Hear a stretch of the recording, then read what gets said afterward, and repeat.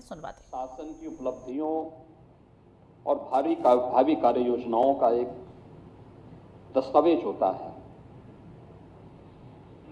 सरकार की क्या कार्य हैं और सरकार की कार्रवाई के परिणाम क्या हैं, प्रतिवर्ष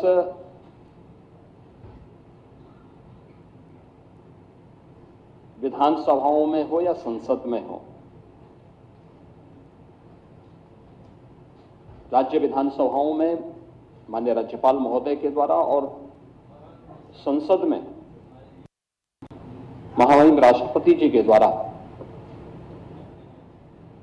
इसे सदन के सम्मुख रखा जाता है और उसी के माध्यम से सरकार की उपलब्धियों और भावी कार्य योजनाओं की भी एक झलक माननीय सदस्यों को, देश को देखने को मिलता है। मैं सबसे पहले इस बात को लेकर के कि राज्यपाल प्रदेश का संवैधानिक प्रमुख होता है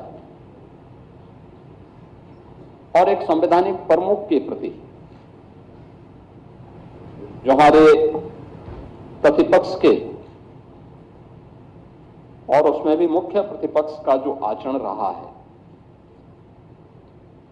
संवैधानिक प्रमुख के प्रति भी और एक नारी के प्रति भी जिस प्रकार का अभद्र और अशिष्ट व्यवहार रहा है, महोदय, वह न केवल लोकतंत्र को कमजोर करता है बल्कि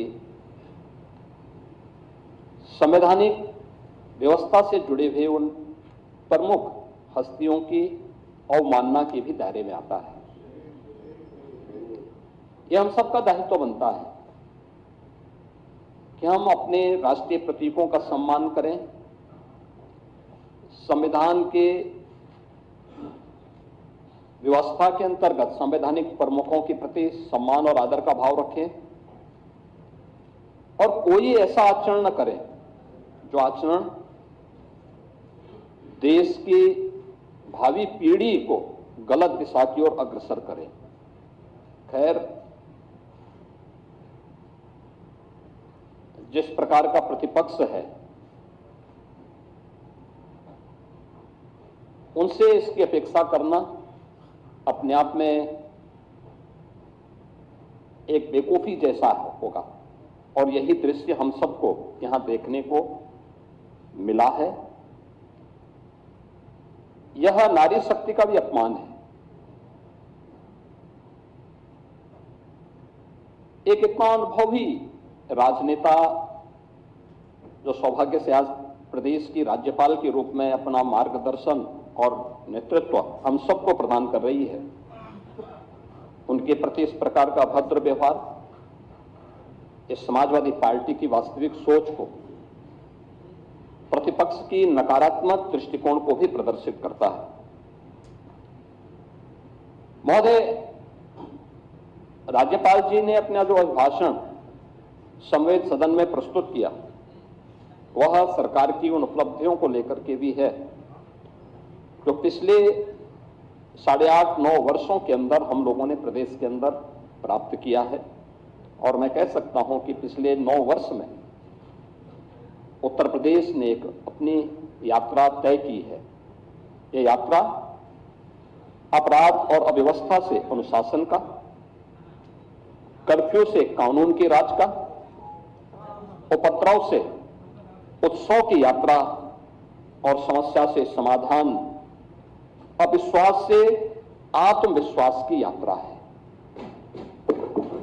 यानी जो ये यात्रा है यह इस रूप में प्रस्तुत करता है कि आज देश और दुनिया भी इस बात को स्वीकार करती है कि उत्तर प्रदेश में चेंज आया है। और उत्तर प्रदेश में आखिर क्यों नहीं ये चेंज आना चाहिए?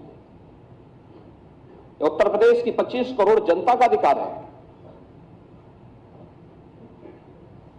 उनको भी वो हक मिलना चाहिए था जिसका वह अधिकारी था। लेकिन दुर्भाग्य से अपने संकुचित एजेंडे को लेकर के चलने वाली सरकारों ने प्रदेश के भविष्य के साथ, यहां की जनता जनार्दन के साथ खिलवाड़ किया। उनके सामने पहचान का संकट खड़ा किया। प्रदेश को अराजकता, अव्यवस्था, अपराध का एक गढ़ बना दिया। कर्फ्यू यहां की पहचान बन गई थी। उन स्थितियों में या उत्तर प्रदेश, जिसको हम भारत के शाश्वत मूल्यों की आधारभूमि मानते हैं, उस उत्तर प्रदेश में किस प्रकार की व्यवस्था थी यह हम सब ने देखा है। लेकिन महोदय, आज मैं इस बात को कह सकता हूं कि डबल इंजन सरकार की स्पष्ट नीति, साफ नियत, सुशासन की प्रति प्रतिबद्धता के कारण आज हम लोगों ने उत्तर प्रदेश को बॉटलनेक से देश की अर्थव्यवस्था का एक ब्रेक थ्रू बनाने में सफलता प्राप्त की है।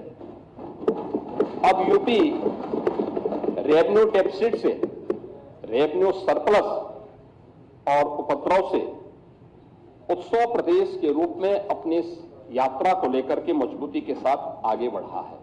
और महोदय, मैं कह सकता हूं, बजट का अवलोकन आप सबने किया होगा। अब मैं कह सकता हूं कि पिछले 11 वर्ष में देश ने जो यात्रा तय की है, आज देखिए दिल्ली में दुनिया का सबसे बड़ा EI इम्पैक्ट समिट आदरणीय प्रधानमंत्री जी के कर कमलों से उद्घाटन हुआ है। 5 दिनों तक देश दुनिया के 18 से अधिक देशों के राष्ट्राध्यक्षों की उपस्थिति में यह EI इम्पैक्ट समिट चल रहा है। आज की जो इमर्जिंग टेक्नोलॉजी है, इस पर भारत का फोकस कितना ज्यादा है, कैसे अपनी वर्तमान और भावी पीढ़ी के भविष्य के साथ एक बेहतरीन योजना के साथ भारत कार्य कर रहा है। और देश के अंदर जो परिवर्तन देखने को मिल रहा है, उसी परिवर्तन की आधारभूमि हम लोगों ने पिछले 8.5 पौने 9 वर्ष के अंदर उत्तर प्रदेश को बनाया है। आज उत्तर प्रदेश के अंदर दिखता है, उत्तर प्रदेश अब टेक्नोलॉजी, ट्रस्ट एंड ट्रांसफॉर्मेशन एक त्रिवेणी बन करके देश और दुनिया के सामने उभरा है। ये त्रिवेणी हमारे लिए टेक्नोलॉजी, ट्रस्ट एंड ट्रांसफॉर्मेशन इसलिए भी महत्वपूर्ण है। हम इस बात को जानते हैं कि उत्तर प्रदेश की धरती प्रयागराज की धरती है। प्रयागराज इसी उत्तर प्रदेश में है और प्रयागराज की पहचान मां गंगा, मां यमुना और मां सरस्वती की त्रिवेणी से भी है। उस त्रिवेणी का एक नया रूप उत्तर प्रदेश के अंदर आज हम सबके सामने टेक्नोलॉजी, ट्रस्ट एंड ट्रांसफॉर्मेशन के रूप में आज उत्तर प्रदेश के अंदर देखने को मिल रहा है। हमने उत्तर प्रदेश के अंदर जो 2017 के पहले की नीतिगत उदासीनता थी, प्रशासनिक स्थिरता थी और विकास विरोधी सोच थी, उसको आज प्रदेश ने अनुशासन, निर्णायक नेतृत्व, स्पष्ट नीति और शुद्ध नियत से आज उसको नए रूप में प्रस्तुत करने का कार्य किया है। आज हम कह सकते हैं कि डबल इंजन सरकार के कार्यों का परिणाम है कि जन कल्याणकारी योजनाएं हैं, रोजगार सृजन के अभियान हैं, प्रदेश में इन्वेस्टमेंट के बेहतरीन डेस्टिनेशन के रूप में स्थापित करने का हो या सामाजिक सुरक्षा के माध्यम से उत्तर प्रदेश को सशक्त, सुरक्षित और आत्मनिर्भर बनाने की मुहिम या प्रभावी ढंग से आज उत्तर प्रदेश के अंदर देखने को मिल रहा है। महोदय, 2017 के पहले क्या स्थिति थी उत्तर प्रदेश में? 2017 के पहले सत्ता के संरक्षण में पल रहे गुंडे और माफिया एक समानांतर सरकार का संचालन करते थे। गुंडा टैक्स और अवैध वसूली उत्तर प्रदेश की नियत बन चुकी थी। 1 डिस्ट्रिक्ट 1 माफिया उत्तर प्रदेश को झकझोरता था। कानून चंद हाथों की जागीर बन चुका था। कर्फ्यू और दंगा आम बात हो गई थी। पर्व और त्योहार आस्था नहीं आशंका के केंद्र बन जाते थे। पुलिस का मनोबल टूटा था, न बेटी सुरक्षित थी, न व्यापारी सुरक्षित था। प्रदेश की छवि अराजकता और अस्थिरता का पर्याय बन गया था। महोदय, 2017 के बाद यही उपद्रवग्रस्त उत्तर प्रदेश आज उत्सव प्रदेश बन गया है।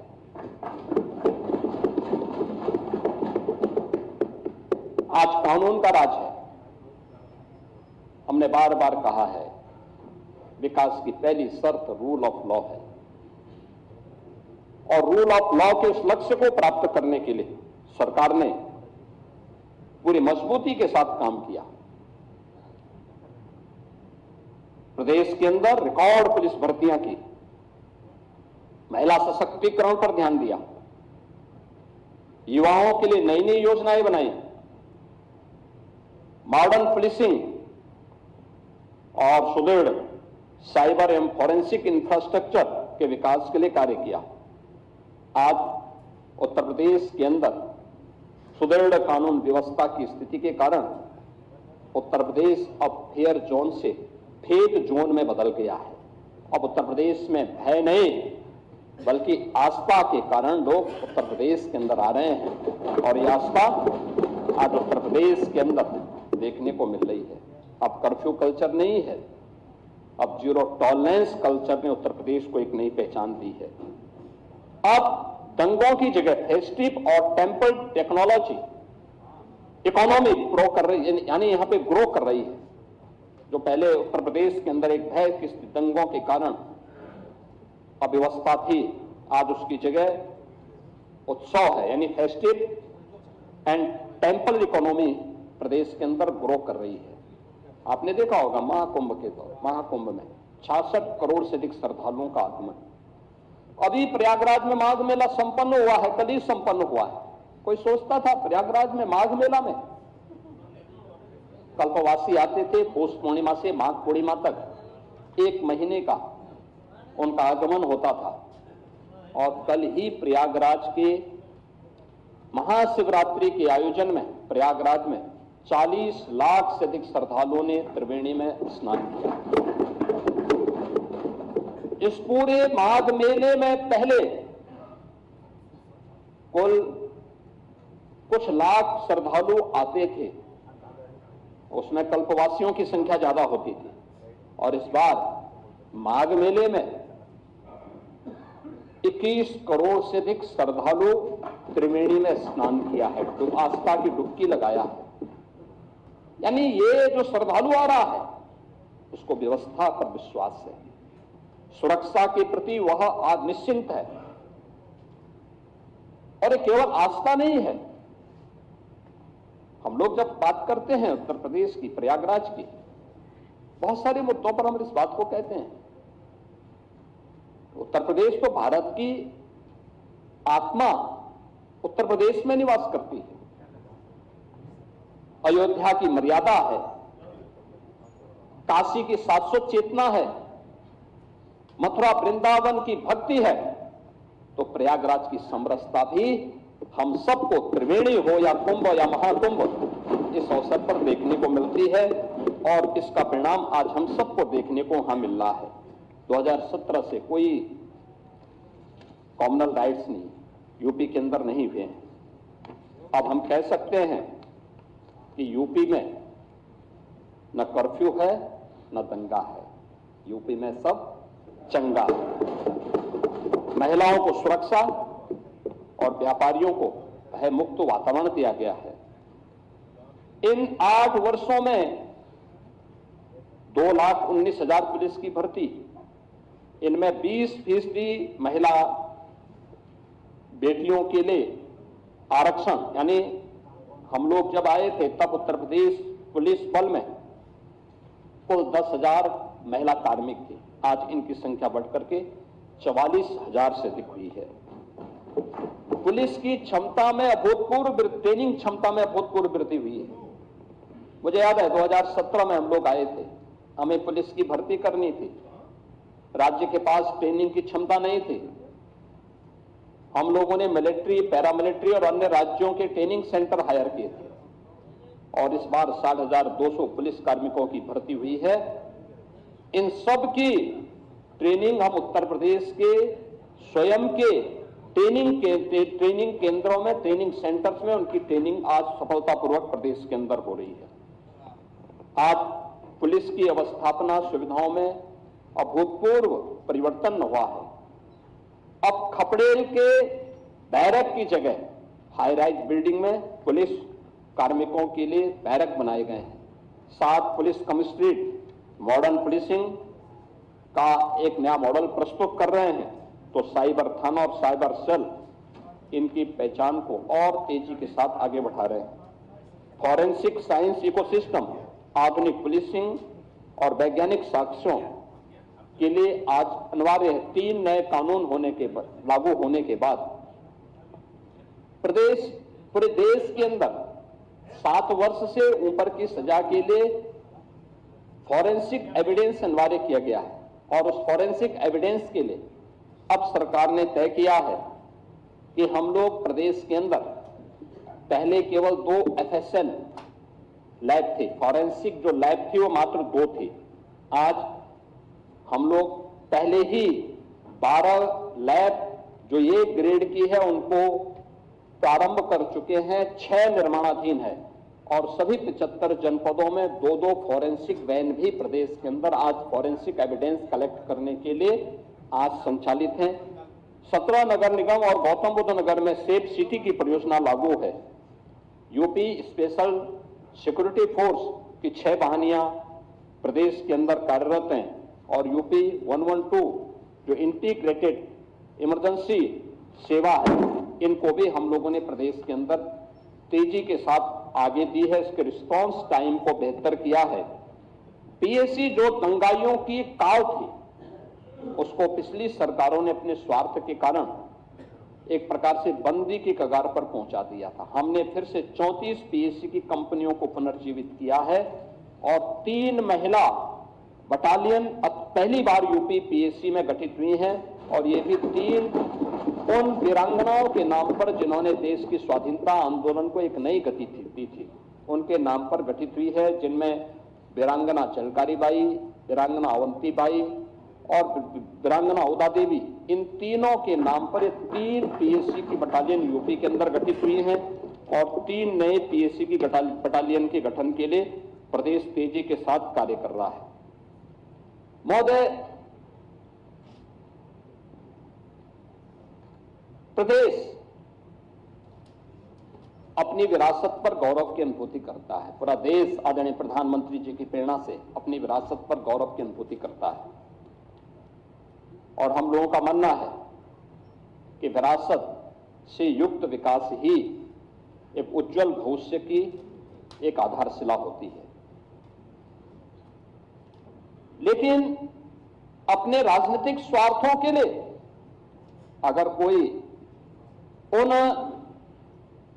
आक्रांताओं को महिमामंडन करता है जिन्होंने भारत की आत्मा पर प्रहार किया, जिन्होंने भारत की आस्था को रौंदने का कार्य किया है, मुझे लगता है कि आज का नया भारत, आज का नया उत्तर प्रदेश, ये नए भारत का नया उत्तर प्रदेश इसको स्वीकार करने को तैयार नहीं है, कतई तैयार नहीं है। आप देखें किस प्रकार से, यानी आक्रांताओं को महिमामंडन करना, देशद्रोही तत्वों के समर्थन में बयानबाजी करना या राष्ट्रीय प्रतीकों के प्रति अपमानजनक टिप्पणी करना, ये किसी राष्ट्रद्रोह से कम नहीं। वंदे मातरम का 150वां वर्ष चल रहा है। कुछ लोग हैं उनमें राष्ट्रगीत, जिसे भारत के संविधान सभा ने सर्वसम्मति से सम्मान देकर के राष्ट्रगीत के रूप में प्रस्तुत किया और हम आभारी हैं प्रधानमंत्री मोदी जी के, जिन्होंने राष्ट्रगीत को अनिवार्य रूप से देश के अंदर लागू करने के लिए एक नोटिफिकेशन जारी करवाया। ये राष्ट्रगीत भारत के आन मान शान का प्रतीक है। हर भारतवासी को अपने पुरातन वैभव पर गौरव की अनुभूति करनी चाहिए। और इन सभी प्रतीकों के साथ साथ राष्ट्र नायकों का सम्मान हम सब भारतीयों का दायित्व बनता है। अगर हम आक्रांताओं का महिमा मंडन कर रहे हैं और राष्ट्र के प्रतीकों का, भारत के तिरंगे का, भारत के राष्ट्रगान का, भारत के राष्ट्रगीत का, भारत के महापुरुषों का अपमान कर रहे हैं, तो एक प्रकार से हम संविधान की अवहेलना कर रहे हैं। मैं पूछना चाहता हूं समाजवादी पार्टी और कांग्रेस से, एक तरफ संविधान के नाम पर जनता की आंखों में धूल झोंकने का कार्य कर रहे हैं और दूसरी तरफ वंदे मातरम जैसे राष्ट्रगीत का इनके द्वारा विरोध करवाया जा रहा है। इनके सदस्य धड़ल्ले से बोल रहे हैं कि हम वंदे मातरम के लिए खड़े नहीं होंगे, हम नहीं गाएंगे। क्या मतलब है इसका? यानी हिंदुस्तान में रहोगे और भारत के राष्ट्रगान और राष्ट्रगीत को गाने में आपको दिक्कत होती है। ये चीजें नहीं चल सकती हैं। ये भारत के संविधान निर्माताओं का अपमान है, ये बाबा साहब भीमराव अंबेडकर का अपमान है, क्योंकि उसी संविधान सभा ने, याद रखना, 24 जनवरी 1950 को वंदे मातरम को भारत के राष्ट्रगीत के रूप में मान्यता दी थी। और हर भारतीय का दायित्व बनता है हम भारत के इन प्रतीकों को पूरी तरह सम्मान दें। हम कोई भी ऐसा कार्य न करें। मुझे आश्चर्य होता है, समाजवादी पार्टी के लोग गाजी के मेले का समर्थन करते हैं। ये गाजी कौन था? ये गाजी जो भारत की परंपरा और संस्कृति को रौंदने के लिए आया था। श्रावस्ती के तत्कालीन नरेश महाराज सुहेलदेव के नेतृत्व में हिंदू राजाओं ने उसको रौंद डाला। सम्मान महाराज सुहेलदेव को मिलना चाहिए था। और ये मुझे आनंद की अनुभूति होती है कि हमारी डबल इंजन सरकार ने महाराज सुहेलदेव के नाम पर बहराइच की चित्तौड़ा नामक स्थान पर महाराज सुहेलदेव का भव्य स्मारक बना दिया। यह हमारी सरकार को गौरव की अनुभूति होती है कि महाराज सुहेलदेव के नाम पर एकमात्र विश्वविद्यालय यह हमारी डबल इंजन की सरकार ने बनाया है। आजादी के बाद लोक माता अहिल्याबाई होलकर को सम्मान ये डबल इंजन की सरकार ने दिया है। आदरणीय प्रधानमंत्री जी ने लोक माता का एक भव्य प्रतिमा काशी विश्वनाथ धाम में स्थापित करवाई है। लेकिन गुमराह करना, असत्य वाचन करना और उसके माध्यम से गुमराह करने की जो प्रवृत्ति है समाजवादी पार्टी की, आज समाजवादी पार्टी लोक माता के नाम पर इसी प्रकार को गुमराह कर रही है। राम मंदिर का विरोध करते हैं, काशी विश्वनाथ धाम का विरोध करते हैं, क्या उस प्रकार के तत्वों को प्रश्रय देते हैं। ये प्रवृत्ति दिखाती है इनको भारत की आस्था के प्रति कोई सम्मान नहीं है, कोई सम्मान नहीं है। जन्माष्टमी को रोकने का काम, कांवड़ यात्रा को रोक लगाने का काम, अयोध्या की 84 कोसी परिक्रमा हो या दीपोत्सव और रंगोत्सव के कार्यक्रम, यह प्रतिपक्ष से जुड़े हुए दलों ने अपने समय में इनको रोकने का काम किया था। कांग्रेस तो सुप्रीम कोर्ट में यहां तक कह दी थी कि राम और श्री कृष्ण ये दोनों मिथक हैं। समाजवादी पार्टी ने अपने समय में राम भक्तों पर गोलियां चलाई थी, मंदिर निर्माण के मार्ग में बाधा पैदा करने के लिए अपने अधिवक्ता तैयार किए थे। लेकिन हम इस बात को कह सकते हैं कि हिंदुस्तान में भारत की आस्था को भी कैद करके नहीं रख सकता है और यतो धर्मस् ततो जय के भाव के साथ वह विजयी जरूर होगी, और यही हुआ है। और आज अयोध्या में हम देख सकते हैं प्रभु श्री राम का भव्य मंदिर का निर्माण हो गया है। आज देश और दुनिया आती है देखने के लिए, लाखों की संख्या में हर दिन श्रद्धालु आ रहा है, हर दिन आ रहा है, प्रफुल्लित होके जाता है। ये आस्था के केंद्र केवल आस्था के केंद्र नहीं है, ये वास्तव में राष्ट्र चेतना के केंद्र भी है। राष्ट्र की शाश्वत चेतना को एक ताकत मिलती है यहां से, और वहां से हम लोगों ने आज इस कार्य को आगे बढ़ाया है। इन्हीं बातों को लेकर के हम लोग ये लगातार इन बातों को देखते हैं कि भारत की इस आत्मा के प्रति सम्मान का भाव रखना और वहां कार्य करना, ये हम सबके लिए गौरव की बात है। और हम लोगों ने उसी कार्य के साथ अपनी विरासत पर गौरव की अनुभूति करने के साथ ही उससे प्रेरणा, उसका सम्मान और उसके बेहतर भविष्य के लिए एक ठोस कार्य योजना के साथ ये डबल इंजन सरकार ने कार्य किया है। हमने गुलामी की मानसिकता से मुक्ति का मार्ग लेकर के आदरणीय प्रधानमंत्री जी ने देश की आजादी के अमृत महोत्सव वर्ष के समय विकसित भारत के लिए जिन पंच प्रण की बात की थी, उसी से प्रेरणा लेकर के आज हम एक सशक्त भारत की अटल आधारशिला बनाने के लिए हम लोगों ने अपनी आस्था को आगे बढ़ाने का काम किया है। आज प्रयागराज हो, अयोध्या हो, काशी हो, मथुरा वृंदावन हो, विंध्याचल हो, चित्रकूट हो, सुखतीर्थ हो, संभल, बरेली, नैमिषारण्य, ये जितने भी पावन तीर्थ हैं, हमारे बौद्ध परिपथ हैं, अन्य भारत में जन्मी हुई उपासना विधियों से जुड़े हुए जितने भी तीर्थ स्थल हैं, इन सब के समग्र विकास के लिए आज वहां पर जन सुविधाओं के विकास करने के साथ ही डबल इंजन सरकार ने उनके समग्र विकास के लिए भी कार्य प्रारंभ किया है। आज उत्तर प्रदेश की पहचान, जब मैं उत्सव प्रदेश की बात कर रहा हूं तो उसकी पहचान दीपोत्सव से होती है। आज उसकी पहचान देव दीपावली से होती है। आज उसकी पहचान रंगोत्सव से होती है।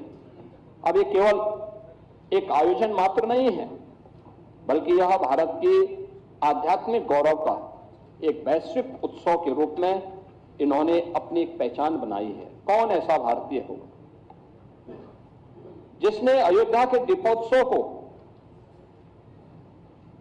काशी के देव दीपावली को और मथुरा वृंदावन के रंगोत्सव के कार्यक्रम के साथ आत्मिक भाव के साथ में जुड़ा हो। और आस्था का सम्मान करने का परिणाम क्या है? यही उत्तर प्रदेश, जिसको बीमारू राज्य कहकर के लोग इसकी तौहीन करते थे, इसके बारे में हंसते थे, तमाम प्रकार की टिप्पणियां करते थे, और जब हम लोग 2017 में आए थे तब उत्तर प्रदेश की जो जीएसडीपी थी यह मात्र 13 लाख करोड़ की थी। और यानी 1947 से लेकर के 2017 तक इन 70 वर्षों में इस यात्रा को तय करने में समय लगे 70 वर्ष, और हमने अचीव किया मात्र 13 लाख करोड़ की जीएसडीपी। लेकिन बहनों, इसमें मैं कह सकता हूं कि 2017 के बाद मात्र 8 वर्ष के अंदर, 8-8.5 वर्ष के अंदर डबल इंजन सरकार ने इसमें 23 लाख करोड़ अतिरिक्त जोड़े हैं। अब उत्तर प्रदेश की अर्थव्यवस्था 36 लाख करोड़ की हो चुकी है। देश की जीडीपी में यूपी का जो योगदान था, जब ये देश आजाद हुआ था, यूपी का शेयर था 14%। लगातार घटते घटते घटते घटते 2017 तक आते आते यह 16-17 में आते आते 8% रह गया। अब फिर से इसको बढ़ा करके 9.5% तक पहुंचाने में आज सफलता प्राप्त हुई है। हमने पर कैपिटा इनकम को भी 3 गुना करने में सफलता प्राप्त की है। इसके लिए पिछले 8-8.5 वर्ष में कोई जनता जनार्दन पे कोई अतिरिक्त टैक्स नहीं लगाया। हाँ, हमने टैक्स चोरी को रोका है, रेवेन्यू लीकेजेज को प्रभावी ढंग से उस पर अंकुश लगाया है, और तब हमें ये सफलता प्राप्त हुई है। आज प्रदेश आज मैं कह सकता हूं कि पिछले 5-6 वर्षों से लगातार रेवेन्यू सरप्लस स्टेट के रूप में अपने आप को स्थापित किया है। जोरदार वित्तीय अनुशासन भी है और विकास के दोनों मिसाल, दोनों का संतुलन आज उत्तर प्रदेश के अंदर देखने को मिल रहा है। अब उत्तर प्रदेश का बैंकों में जमा होने वाला पैसा, यानी जो पैसा पहले उत्तर प्रदेश के अंदर 100 रुपया अगर जमा होता था तो मात्र 43 रुपया बैंकों में जमा, वहां पब्लिक के उपयोग में खर्च होता था। आज हमने इसकी संख्या बढ़ा करके 100 में से 61 से 62 रुपया आज उत्तर प्रदेश के नौजवानों को, यहाँ के व्यापारियों को आज खर्च करने के लिए प्राप्त हो रहा है। यानी सीडी रेशो 43% से बढ़ा करके हमने 61-62% पहुंचाने में सफलता प्राप्त की है। और अब मैं इस बात को कह सकता हूं कि हर एक व्यक्ति इस बात को गौरव के साथ कहता है कि उत्तर प्रदेश बेहतरीन स्थिति में है, उत्तर प्रदेश सही दिशा में आगे बढ़ रहा है। महोदय, अन्नदाता किसानों की चर्चा हमारे गाये बगाए हमारे प्रतिपक्ष के लोग भी करते हैं। नियत उनकी साफ नहीं, क्योंकि उत्तर प्रदेश तो देश की सबसे बड़ी आबादी का राज्य भी है और सबसे अधिक खाद्यान्न उत्पादन भी करता है। लेकिन अन्नदाता किसानों की स्थिति इनके समय में क्या थी, इन्होंने कहां पहुंचा दिया था? आज हम कह सकते हैं भारत का अन्नदाता या अन्नदाता भारत की एक पहचान थी। भारत आज से 2000 वर्ष पहले दुनिया की अर्थव्यवस्था का सिरमौर था। 44 से 45% अर्थव्यवस्था पर भारत का एकाधिकार था और भारत का स्वर्ण युग था। आज से 400 वर्ष पहले भी यही भारत के अंदर स्थिति थी कि भारत का शेयर ग्लोबल इकोनॉमी में भारत की स्थिति 24 से 25% पर भारत का अधिकार था। औपनिवेशिक काल में यहां पे शोषण किया गया, लूटा गया, परंपरागत उद्यम को समाप्त किया गया। अन्नदाता किसानों को जो पहले उपभोक्ता उत्पादक था उसको उपभोक्ता बना करके रख दिया। कच्चा माल यहां से बाहर जाता था, सस्ते में वहां से पक्का माल बन करके आता था और उस पर भारी टैक्स लगते थे और वो महंगा होकर के यहां बेचा जाता था। लेकिन आज हम कह सकते हैं कि अब जो पिछली सरकारों ने भी औपनिवेशिक काल की उसी मानसिकता के साथ अन्नदाता किसानों के साथ अपने एमएसएमई सेक्टर में परंपरागत उद्यम के साथ जुड़े हुए जो कारीगर थे, इनके साथ यही व्यवहार किया। आज पिछले 11 वर्ष में आदरणीय प्रधानमंत्री जी के मार्गदर्शन और नेतृत्व में अब किसान उत्पादक से उसे हमने फिर से उसकी पहचान उस रूप में प्रस्तुत की है। चाहे वह अपने आप में किसान हो, कारीगर हो, इन सभी को हम लोगों ने मजबूती के साथ आगे बढ़ाया है और हम इस बात को मानते हैं कि देश किसानों के श्रम से, कारीगरों की सृजनशीलता से खड़ा हुआ है।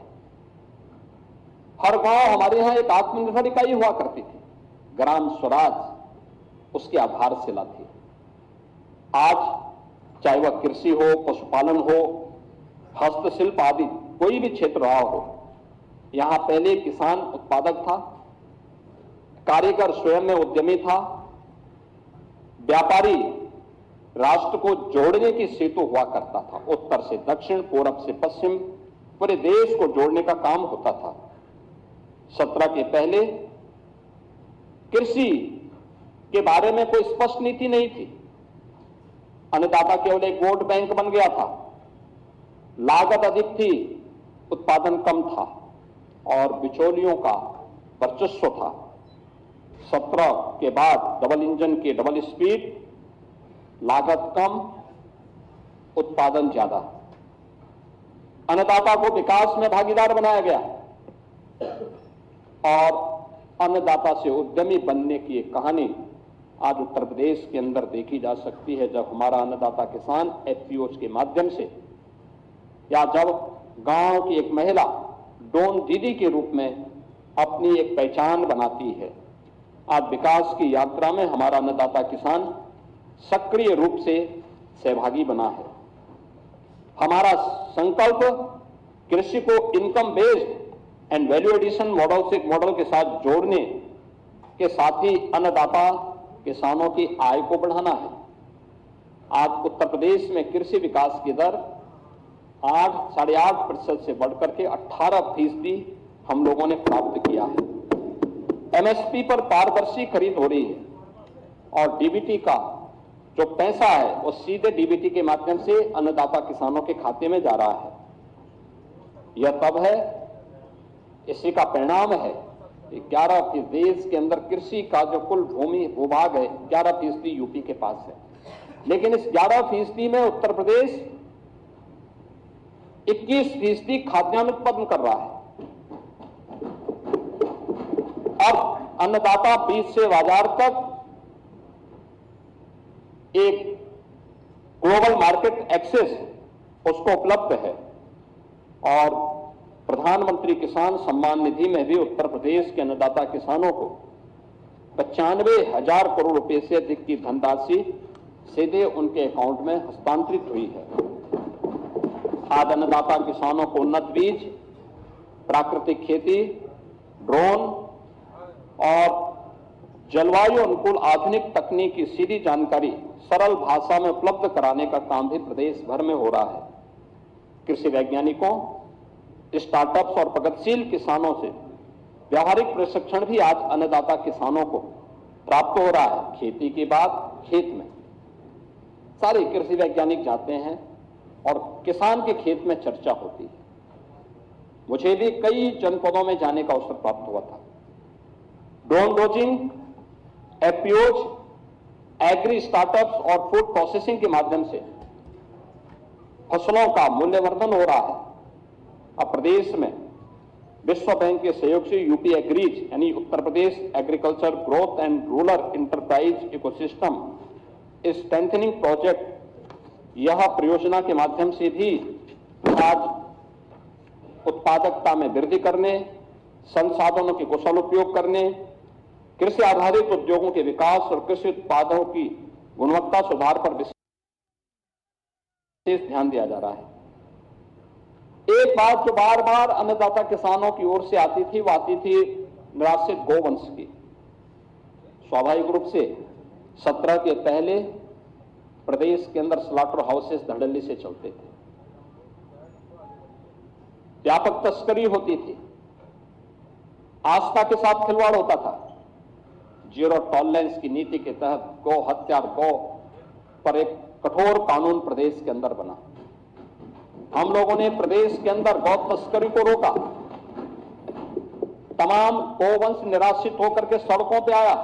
आज 7,727 से अधिक गौ आश्रय स्थल उत्तर प्रदेश के अंदर संचालित हैं, जिनमें 16 लाख से अधिक गोवंश संरक्षित है और प्राकृतिक खेती, गौ आधारित खेती, इसी के माध्यम से आज हम आगे बढ़ा रहे हैं और उसी का परिणाम है कि आज उत्तर प्रदेश दुग्ध उत्पादन में अग्रणी राज्य है और मत्स्य उत्पादन में भी उत्तर प्रदेश ने दुगने से अधिक की सफलता प्राप्त की है। महोदय, गन्ना किसानों की चर्चा अक्सर सदन में होती थी। आज देश के कुल गन्ना उत्पादन का 55% उत्तर प्रदेश का किसान उत्पादन कर रहा है। सन 2000 से 2017 के बीच कुल 2,14,000 करोड़ का भुगतान हुआ था 17 वर्षों में और 2017 के बाद से अब तक पिछले 8-8.5 वर्ष में हम लोगों ने 3,06,000 करोड़ रुपए का गन्ना मूल्य का भुगतान किया है, यानी 90,000 करोड़ रुपए से अतिरिक्त भुगतान आधे समय में हम लोगों ने अन्नदाता किसान को किया है। 122 चीनी मिलें संचालित है और गन्ने का दाम 400 रुपया प्रति कुंटल भी हम लोगों ने किया है। इथेनॉल प्रोडक्शन 41 करोड़ लीटर से बढ़कर के 182 करोड़ लीटर आज प्रदेश के अंदर हो रहा है और ये इथेनॉल उत्पादन, इथेनॉल ब्लेंडेड पेट्रोल प्रोग्राम के अंतर्गत अब शुगर यानी इथेनॉल सेक्टर को एश्योर्ड कैश फ्लो सेक्टर बना दिया है। ये जो इथेनॉल उत्पादन में ब्लेंडिंग होने के बाद से अब ये मान्यता है कैश क्रॉप के रूप में गन्ना तो माना ही जाता था, अब इथेनॉल उत्पादन भी यानी अन्नदाता किसान और चीनी मिलों का एश्योर्ड बायर फास्टर पेमेंट भी इसके माध्यम से सुनिश्चित हुआ है। महोदय, प्रदेश के अंदर कृषि इंफ्रास्ट्रक्चर को भी काफी मजबूती के साथ आगे बढ़ाया है। हमारे पास 89 कृषि विज्ञान केंद्र वर्तमान में कार्य कर रहे हैं, कुछ सेंटर ऑफ एक्सीलेंस भी विकसित किए गए हैं। कृषि मंडियों और ग्रामीण सड़क नेटवर्क का विस्तार हुआ है। एक्सप्रेसवे और लॉजिस्टिक पार्क से किसानों की उपज को राष्ट्रीय और अंतर्राष्ट्रीय बाजार तक पहुंचाना यह सरकार के लिए आसान हुआ है और कृषि वैल्यू चेन के माध्यम से स्टोरेज, प्रोसेसिंग और कोल्ड चेन अवसंरचना में बड़े पैमाने पर निवेश की स्थिति भी प्रदेश के अंदर देखने को मिल रही है। हर खेत को पानी नहरों के माध्यम से, पाइपलाइन, माइक्रो इरिगेशन, 31 बड़ी परियोजनाओं को हम लोगों ने पूरा करने में सफलता प्राप्त की है। पीएम कुसुम योजना के अंदर सोलर पंप और किसानों को सिंचाई के लिए जो भी उनके बिजली के द्वारा संचालित ट्यूबवेल्स थे, उनको हम लोगों ने मुफ्त में बिजली की व्यवस्था की है। कुशीनगर में महात्मा बुद्ध के नाम पे एक कृषि और प्रौद्योगिकी विश्वविद्यालय की स्थापना का कार्य युद्धस्तर पर चल रहा है। तो लखनऊ में किसानों के मसीहा चौधरी चरण सिंह जी के नाम पर एक सीड पार्क की स्थापना का काम यहां लखनऊ में हो रहा है। प्रदेश में डिजिटल इकोसिस्टम और कोऑपरेटिव के माध्यम से एग्री इकोसिस्टम का सशक्त किया गया है। अब ई-केसीसी के माध्यम से ऋण स्वीकृति का समय 3 से 4 सप्ताह से घटकर के मात्र 5 मिनट हो गया है। प्रदेश में अन्नदाता किसान और सरकार एआई आधारित कृषि प्रणाली पर काम कर रही है। यूनियन बजट में प्रस्तुत भारत विस्तार एआई कृषि प्लेटफॉर्म किसान को उसकी भाषा में निर्णय सक्षम बनाकर हमें और लाभान्वित करेगा। एपीओज का एक मॉडल आज हम सबके सामने देखने को मिल रहा है और प्रदेश के अंदर तमाम ऐसे हम लोगों ने एफपीओज गठित किए हैं जो किसान की आमदनी को खासतौर पर महिलाओं की सहभागिता के माध्यम से बहुत सशक्त बनाता है। झांसी का बलेनी मिल्क प्रोड्यूसर हो या आगरा का मिल्क प्रोड्यूसर, ये सभी प्रदेश में ऐसे 5 बड़े मिल्क प्रोड्यूसर वर्तमान में अपना कार्य कर रहे हैं। दूसरा, एमएसएमई सेक्टर में भी जो कार्य किया है, हम सब जानते हैं कि 2017 के पहले यह मृतप्राय सा हो गया था और इसकी स्थिति अत्यंत दयनीय थी। आज ओडीओपी के माध्यम से हम लोगों ने प्रदेश के अंदर जो परंपरागत उत्पाद था एमएसएमई का, उसको वन डिस्ट्रिक्ट वन प्रोडक्ट के माध्यम से इसकी ब्रांडिंग की, इसको डिजाइन के साथ जोड़ा, इसको टेक्नोलॉजी के साथ जोड़ा, इसे हम लोगों ने मार्केट के साथ जोड़ने की कार्रवाई करने के साथ ही पैकेजिंग के साथ जोड़ने के लिए सरकार ने अनेक प्रकार के कार्यक्रम बनाए हैं। आज उसी का परिणाम है कि यूपी 17 के पहले 84,000 करोड़ का केवल एक्सपोर्ट करता था, आज लगभग बढ़कर के 2 लाख करोड़ के आसपास पहुंच रहा है।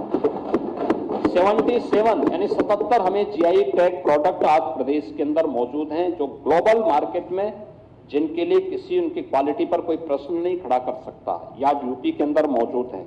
आज प्रदेश के अंदर पीएम विश्वकर्मा हो या विश्वकर्मा श्रम सम्मान, इनके माध्यम से प्रदेश के परंपरागत हस्तशिल्पी और कारीगरों को सम्मान दिया जा रहा है। और इस बार उत्तर प्रदेश स्थापना दिवस के आयोजन के अवसर पर उत्तर प्रदेश ने वन डिस्ट्रिक्ट वन कुजीन के कार्यक्रम को भी आगे बढ़ाया है। यानी ये एक नई ब्रांड यूपी दे रहा है जिसमें एक जनपद एक व्यंजन के अभाव उत्तर प्रदेश के अंदर आज देखने को मिल रहा है। 96 लाख एमएसएमई यूनिट प्रदेश को 3 करोड़ से अधिक नौजवानों को यहां पे रोजगार सृजन का माध्यम बना है। तो साथ साथ आदरणीय प्रधानमंत्री जी जो बात कहते हैं लोकल टू ग्लोबल, आज उसका मॉडल हमारा वन डिस्ट्रिक्ट वन प्रोडक्ट बना हुआ है जिसने देश के अंदर यूपी को एक नई पहचान दी है। 17 के पहले सब मृतप्राय सा हो गया था, हताश थे लोग, निराश थे। और जो देश, जो समाज, जो सरकार अपने अन्नदाता किसानों को आत्महत्या करने के लिए मजबूर करती हो, जो सरकार अपने हस्तशिल्पियों का सम्मान नहीं कर सकती हो, उसका कोई भविष्य नहीं और उसके सामने वैसे ही अंधकार होना होगा जैसे समाजवादी पार्टी और कांग्रेस के सामने अंधकार। इन लोगों ने सभी सेक्टर्स में हर एक तबके का इन लोगों ने अपमान किया है, उन्हें हतोत्साहित किया है। किसी भी सेक्टर में आप देखेंगे महोदय, आज प्रदेश के अंदर अगर आप देखेंगे निवेश के लिए किस प्रकार के कार्य हुए हैं। 17 के पहले न कोई नीति थी, न सरकार की नीयत थी।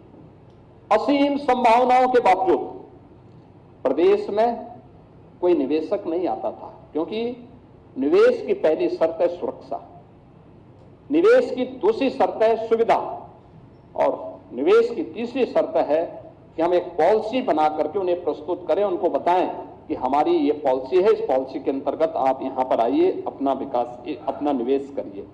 लेकिन ये तीनों प्रदेश के अंदर नहीं थी। एक fearless business, ease of doing business, trust in doing business, आज ये यूपी की एक नई पहचान बनी है, यूपी के अंदर एक नई पहचान दे रही है। आज हम लोगों ने ट्रिपल एस पर काम किया है, यानी प्रदेश के अंदर सेफ्टी है, स्टेबिलिटी है और डबल इंजन की सरकार होने के नाते स्पीड स्वाभाविक है।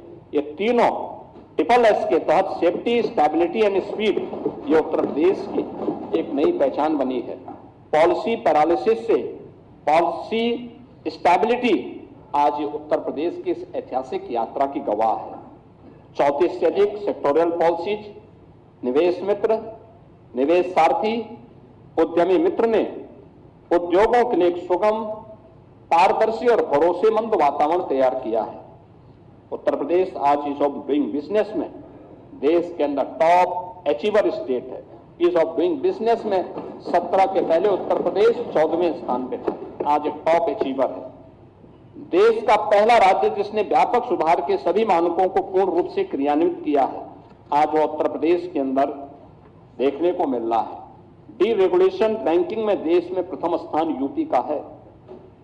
डीक्रिमिनलाइजेशन के द्वारा हमने 13 राज्य अधिनियमों के 99% आपराधिक प्रावधानों को खत्म किया है। 2017 के पहले, आजादी के बाद से 2017 तक कुल कारखाने बने थे 14,000 स्थापित हुए थे, और 2017 से अब तक इनकी संख्या 31,000 पार कर गई है। Industry first, investor first approach के कारण आज उत्तर प्रदेश, जो हमारे वैश्विक निवेशक हैं, उनके लिए एक सुरक्षित, स्थिर और विश्वसनीय गंतव्य के रूप में उत्तर प्रदेश ने अपनी एक नई पहचान बनाई है। अब केवल एमओयू कागजों तक सीमित नहीं है, ग्राउंड ब्रेकिंग हो रही है, उत्पादन और व्यापक रोजगार का सृजन इसके माध्यम से हो रहा है। पिछले 8-8.5 वर्ष के अंदर हम लोगों ने प्रदेश में 50 लाख करोड़ रुपए से अधिक के निवेश के प्रस्तावों को यहां पर लाने में सफलता प्राप्त की है। 15 लाख करोड़ रुपए से अधिक के निवेश के प्रस्तावों को जमीनी धरातल पर उतारने में सफलता प्राप्त की है। और अब यह मेक इन इंडिया के आदरणीय प्रधानमंत्री जी के विजन को प्रभावी ढंग से आगे बढ़ाने का एक माध्यम उत्तर प्रदेश बन रहा है। यूपी इलेक्ट्रॉनिक्स एंड आईटी, यह एक नया हब भारत का बनकर के उभरा है, यानी देश के अंदर मोबाइल मैन्युफैक्चरिंग का 55% यूपी के अंदर हो रहा है। इलेक्ट्रॉनिक कंपोनेंट का 60% से अधिक कंपोनेंट देश का यूपी के अंदर मैन्युफैक्चर हो रहा है। यानी ये चीजें बताती है नए भारत के लिए उत्तर प्रदेश की ये पोटेंशियल है, ये उत्तर प्रदेश के अंदर अब देखने को मिल रहा है। अब उत्तर प्रदेश के अंदर डिफेंस, मैन्युफैक्चरिंग और स्पोर्ट्स जैसे क्षेत्रों में भी आज उत्तर प्रदेश में तेजी के साथ निवेश बढ़ा है। आज उत्तर प्रदेश, इसीलिए हम कहते हैं trust, transformation and timely delivery की एक रोल मॉडल के रूप में अपनी एक नई पहचान बनाने में उत्तर प्रदेश सफल हुआ है। महोदय, उत्तर प्रदेश के अंदर मेडिकल इंफ्रास्ट्रक्चर में पिछले 8-8.5 वर्ष के अंदर हमें बड़ी भारी सफलता प्राप्त हुई है। मैंने जो प्रारंभ में कहा था, उत्तर प्रदेश की 17 के पहले की स्थिति क्या थी? 1 डिस्ट्रिक्ट 1 प्रोडक्ट, 1 डिस्ट्रिक्ट 1 माफिया बन चुकी थी। आज मुझे अच्छा लगता है देखते हुए, आज 1 district 1 medical college, 1 district 1 product आज यूपी की पहचान करेगी। रायबरेली और गोरखपुर में एम्स संचालित हो चुके हैं। आज हर जनपद में आईसीयू है। 17 के पहले 40 से ज्यादा जनपद ऐसे थे जहां कोई आईसीयू नहीं था। डिजिटल एक्सरे है, ब्लड बैंक है, डायलिसिस की सुविधा है, ऑक्सीजन प्लांट है, वेंटिलेटर हैं, ये सभी आज उपलब्ध हो रहे हैं। 108, 102 की एम्बुलेंस सेवा के रिस्पांस टाइम को ठीक करने का प्रयास हुआ है। टेलीमेडिसिन के माध्यम से दूर दराज के गांवों में भी स्वास्थ्य की सेवाओं को आगे बढ़ाने का काम हो रहा है। आज हम artificial intelligence, genomics, telemedicine, medtech, health take और क्लिनिकल रिसर्च को बढ़ावा देने के लिए ये future oriented, innovation based and technology operated स्वास्थ्य के इकोसिस्टम को तेजी के साथ आगे बढ़ाने में उत्तर प्रदेश आगे बढ़ा है।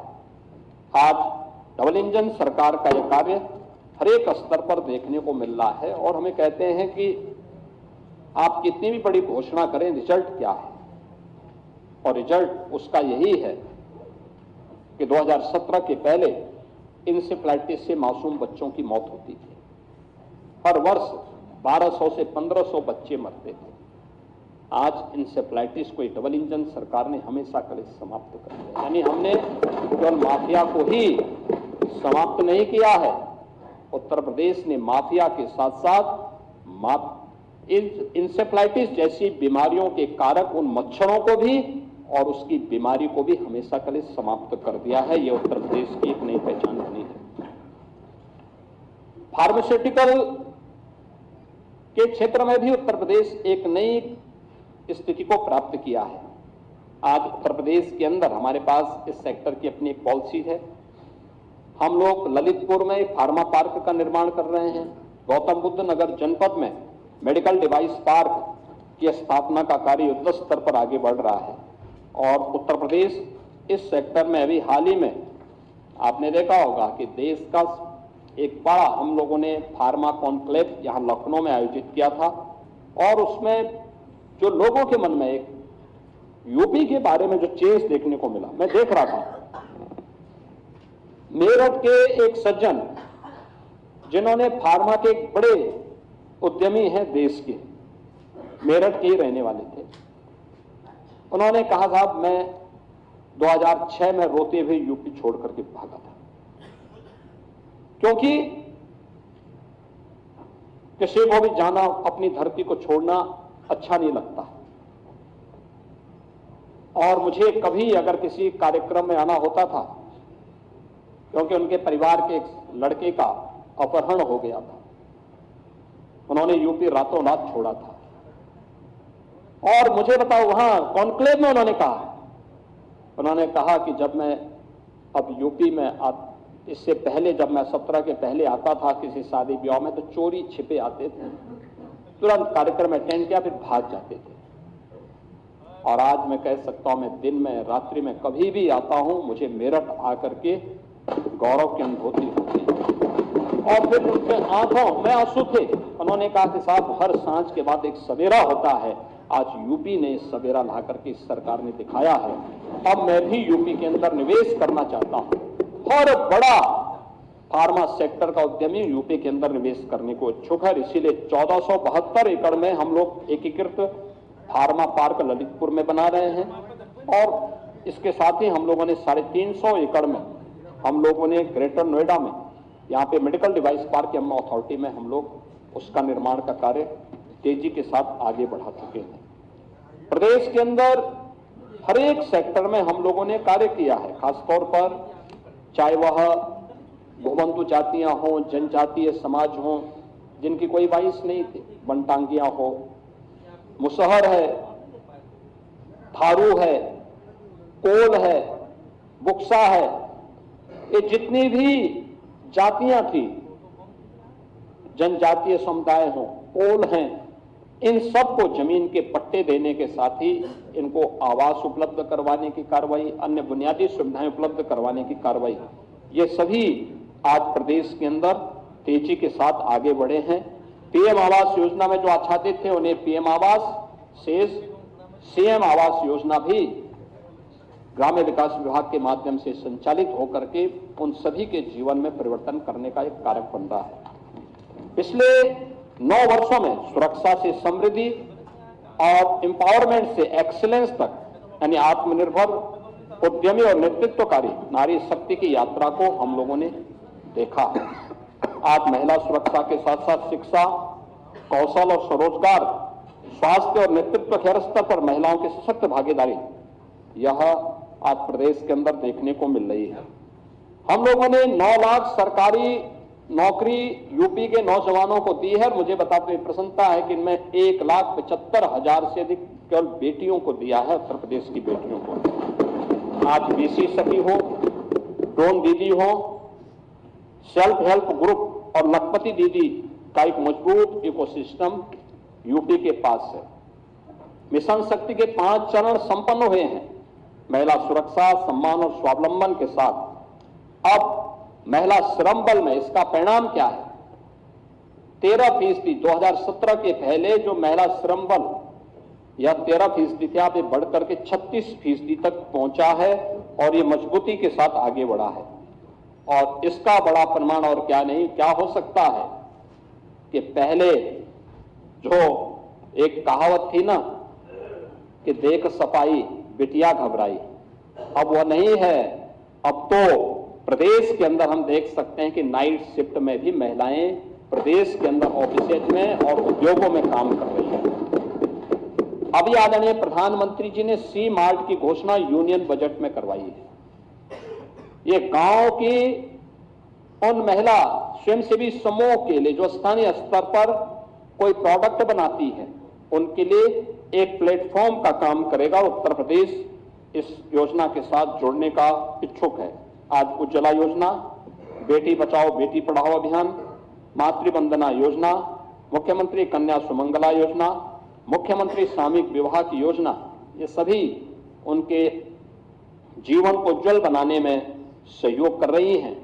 तो 1,06,00,000 से अधिक निराश्रित महिलाएं, वृद्धजन और दिव्यांग जनों को 12,000 रुपये सालाना पेंशन की सुविधा भी हम प्रदेश के अंदर उपलब्ध करवा रहे हैं।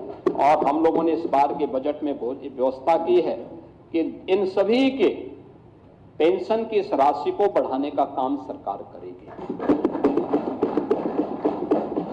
इनके लिए करेंगे, आंगनबाड़ी, आशा वर्कर, इन सभी के भी मानदेय को बढ़ाएंगे। शिक्षा मित्र, अनुदेशक, इन सब के लिए भी सरकार कार्य कर रही है। और ये सरकार पहली सरकार है, इसने शिक्षा मित्रों के लिए, शिक्षकों के लिए, किसी भी कोई भी शिक्षक हो, उच्च शिक्षा के हो, माध्यमिक के हो, बेसिक के हो,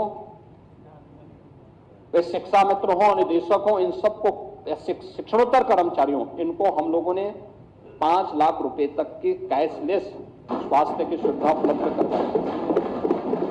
ये सभी को उपलब्ध करवा चुके हैं। 1 अप्रैल से लागू भी हो जाएगा। लेकिन आखिर पिछली सरकारें कर क्या रही थी?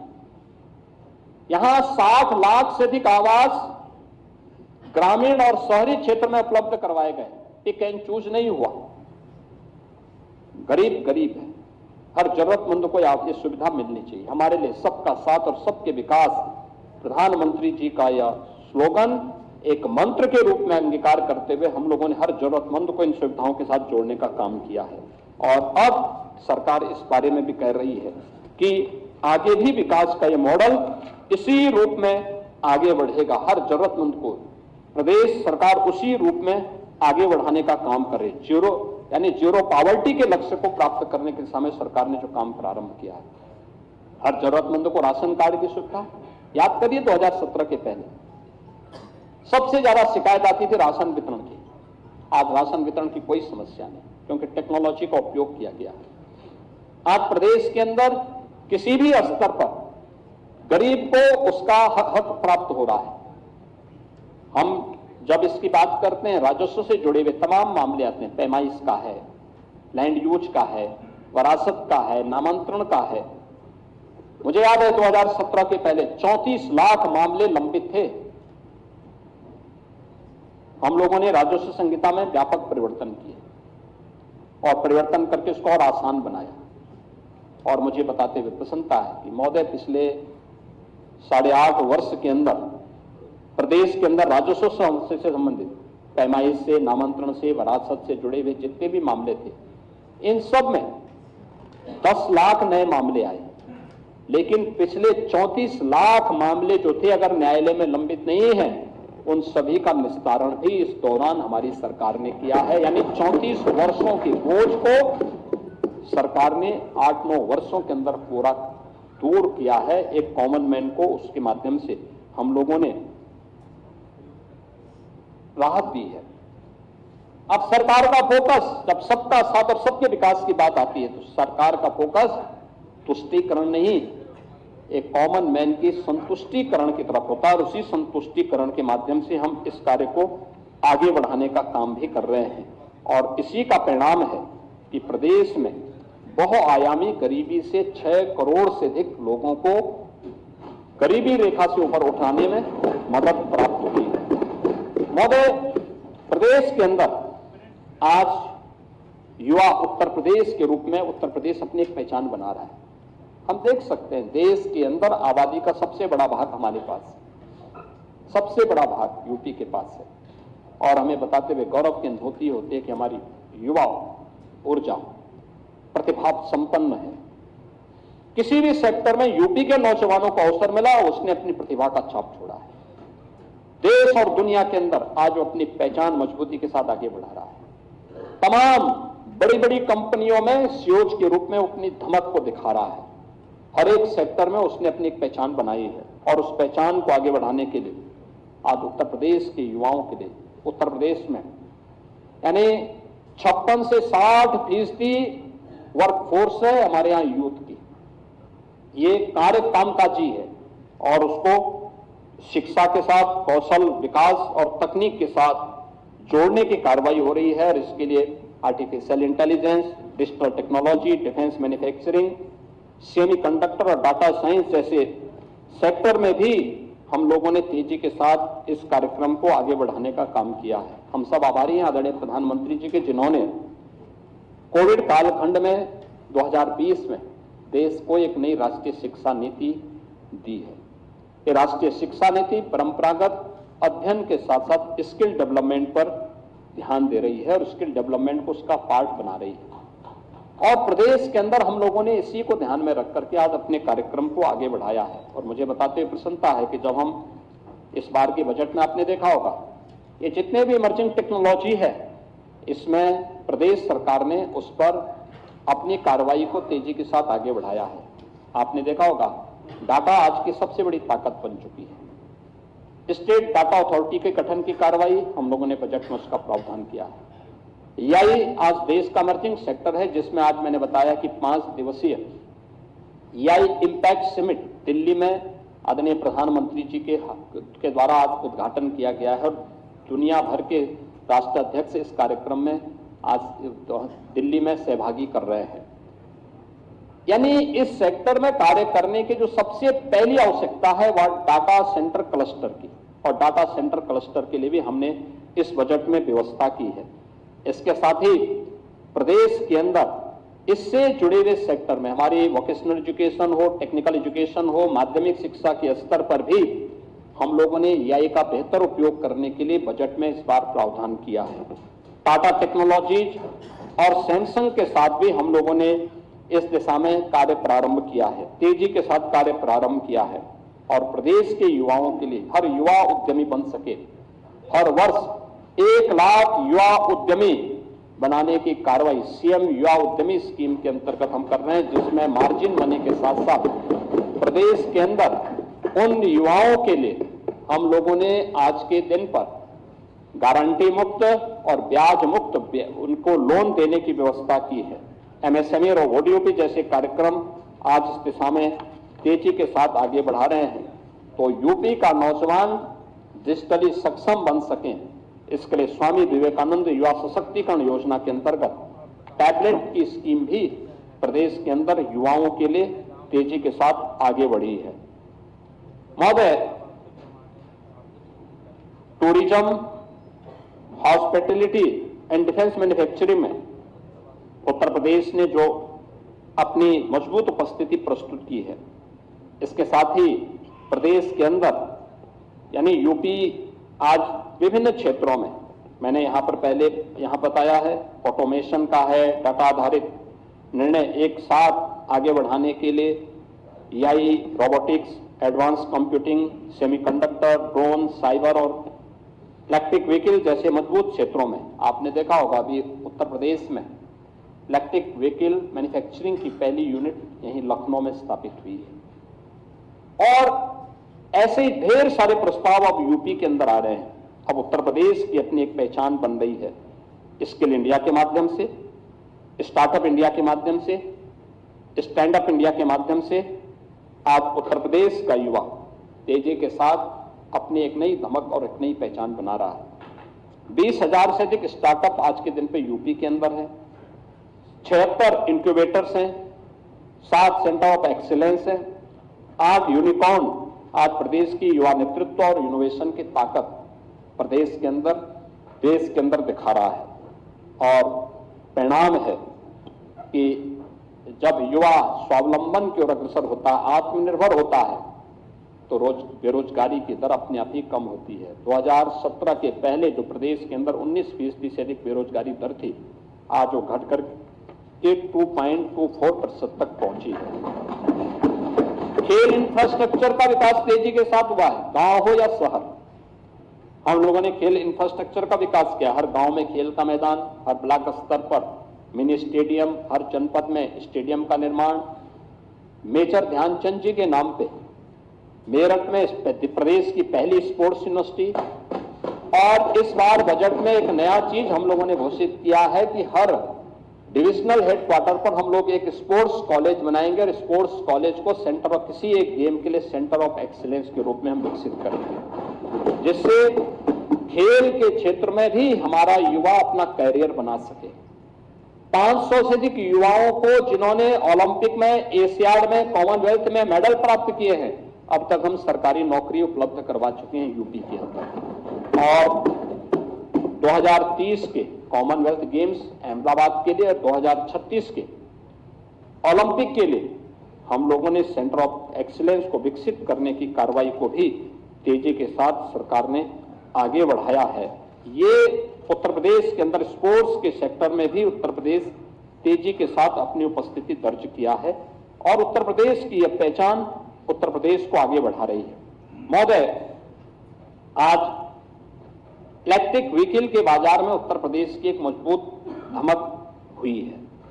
यानी अगर हम आज के दिन पे देखेंगे तो कुल जितना भी इलेक्ट्रिक व्हीकल देश के अंदर खरीदे जा रहे हैं, उनमें से 19% से अधिक हिस्सा यूपी का है। तिपहिया वाहनों में 40% से अधिक भागीदारी यूपी की है। फेम 1 और फेम 2 की प्रमुख लाभार्थी यूपी है। एक्सप्रेस कॉरिडोर पर और चार्जिंग स्टेशन की स्थापना और 700 अधिक इलेक्ट्रिक बसेज का संचालन यूपी के अंदर है। हम लोगों ने उत्तर प्रदेश के अंदर अपने संस्थानों में ये सभी कार्य आगे बढ़ाने का काम भी किया है। महोदय, मुझे जब यहाँ पे समाजवादी पार्टी विकास की बात करती है और इस सरकार की विकास की योजनाओं पर या बजट पे टिप्पणी करती है, हमें हंसी आती है। विकास की बात वे लोग कर रहे हैं और विकास के नाम पर आईना दिखाने का काम वे लोग कर रहे हैं, जिन्होंने एक बार नहीं 4-4 बार अवसर मिलने के बाद भी प्रदेश के अंदर विकास की किसी ठोस योजना को लेकर के वे आगे नहीं बढ़ पाए। मैंने पहले भी कहा, इनका विकास का मॉडल क्या था? परिवारवादी था, तुष्टीकरण का था, दंगाइयों को पलवित और पोषित करने का था। यही तो प्रदेश के अंदर होता था। और जहां पर इन्होंने प्रयास भी किया, किस प्रकार की स्थिति है, 3 उदाहरण मात्र, उसके बहुत अच्छे ढंग से अब कोई भी समझ सकता है। पहला है जेपीएनआईसी, यानी देश के अंदर दोषी स्वाधीनता आंदोलन के रूप में इमरजेंसी के खिलाफ शंखनाद करने वाले जयप्रकाश जी उत्तर प्रदेश की धरा पर जन्मे थे। और यह हमारी सरकार को इस बात पर गौरव की अनुभूति होती है कि जेपी की अंतिम इच्छा का सम्मान हमारी सरकार ने किया है। उनकी जन्मभूमि पर हॉस्पिटल निर्माण के साथ साथ बेहतर कनेक्टिविटी के लिए जो उनकी इच्छा थी, जेपी के नाम पर राजनीति करने वाले नहीं कर पाए, लेकिन हमारी सरकार ने किया है। और मुझे इस बात का गौरव की अनुभूति होती है कि मुझे 2-2 बार उस जन्मभूमि में जाने का अवसर प्राप्त हुआ। लेकिन जेपी के नाम पे जेपीएनआईसी कुल डीपीआर बनती है 200 करोड़ की, यानी विस्तृत परियोजना रिपोर्ट बनती है 200 करोड़ की। 800 करोड़ खर्च हो गए और तब भी अधूरा। ये इनका डेवलपमेंट का मॉडल है। गोमती रिवर फ्रंट कुल 300 करोड़ रुपए की परियोजना, खर्च हो गए 1400 करोड़ और तब भी अधूरा। पूर्वांचल एक्सप्रेसवे अलाइनमेंट तय किए लेकिन लैंड नहीं ली, टेंडर अवार्ड हो गए, ये इल्लीगल है। किसी भी प्रोजेक्ट में जब तक आपके पास 80% लैंड नहीं आ जाती तब तक आप टेंडर की कार्रवाई को आगे नहीं बढ़ा सकते, लेकिन यहां पे इल्लीगल तरीके से किए गए। और किस रूप में इसको बढ़ाया गया? टेंडर अवार्ड हो गए। टेंडर अवार्ड होने पर जो प्रोजेक्ट बना, जो डीपीआर उनकी बनी, वह 15,200 करोड़ रुपए की बनी। 15,200 करोड़ रुपए का टेंडर, 110 मीटर चौड़ा बनना था एक्सप्रेसवे को, 390 किलोमीटर लंबा बनना था।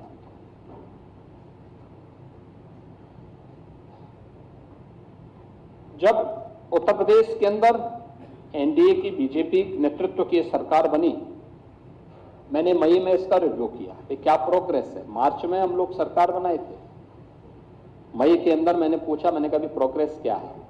बताया गया सब जीरो। मैंने कहा क्यों?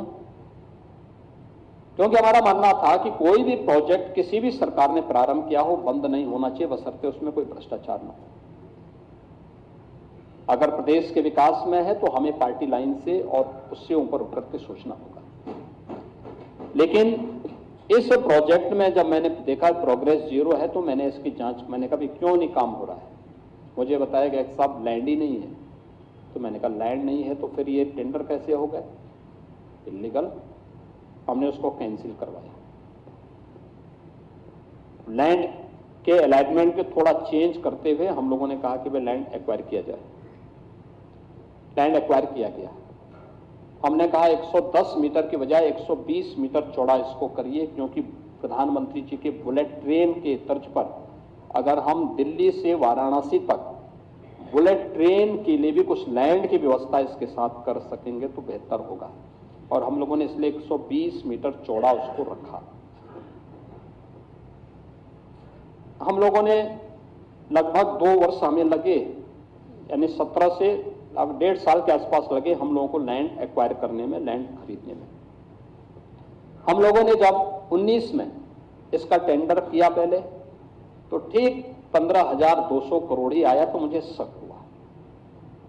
मैंने कभी कितने का टेंडर कुल आया है?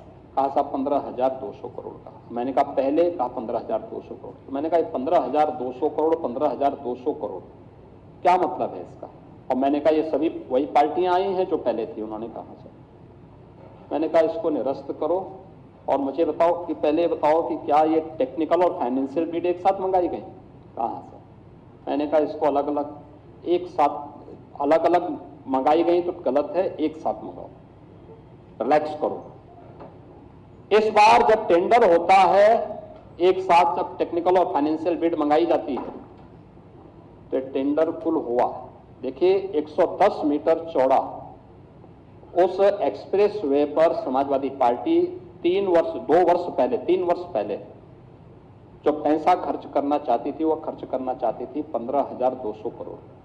और उससे 10 मीटर चौड़ा और बनाने के बाद सरकार ने, बीजेपी की सरकार ने जब उसी एक्सप्रेस वे का निर्माण किया तो वह बना है 11,800 करोड़ रुपए में, वही एक्सप्रेस वे। यानी ये प्रदेश सरकार के संसाधनों पर डकैती नहीं तो क्या है? और ये इनका विकास का मॉडल था।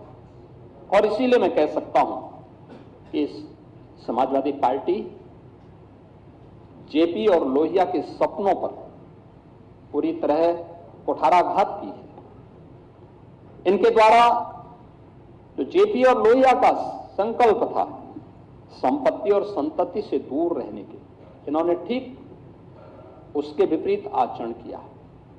आज वास्तव में समाजवादी पार्टी का पीडीए का मॉडल क्या है? पीडीए पारिवारिक डेवलपमेंट अथॉरिटी बन गया है, यानी एक परिवार के विकास की एक अथॉरिटी है। कोई उसका चेयरमैन है, कोई उसका सीईओ है, कोई वाइस चेयरमैन है, कोई कुछ और बन गया है, लेकिन लक्ष्य सबका एक ही है, सबका लक्ष्य यही है।